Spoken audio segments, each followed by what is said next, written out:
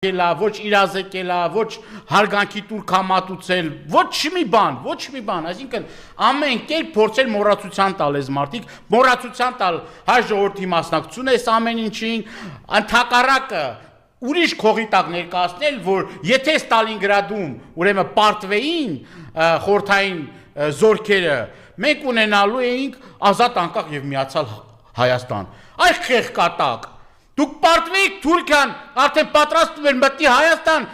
երկրորդ ցեղասպանությունը իրականացնելու։ Այն մնացածին, որ